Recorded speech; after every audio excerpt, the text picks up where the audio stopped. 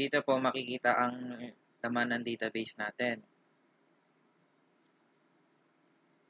Read 1.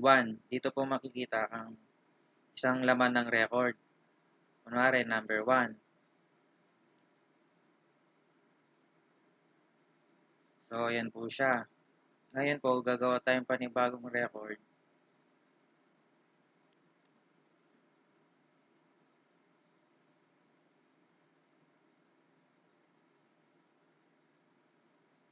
Category was created. Ngayon, titignan po natin siya sa database.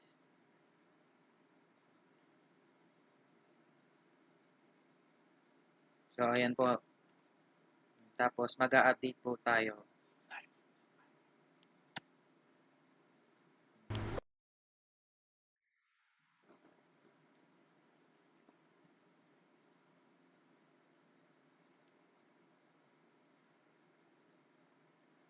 Category was update. Tapos, titignan po natin siya ulit sa database. Kung na-update na po.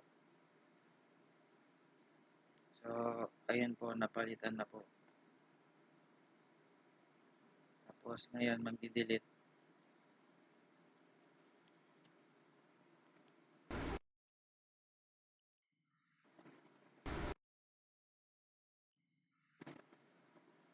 Category was deleted. Ngayon, titignan po natin siya nung na-delete.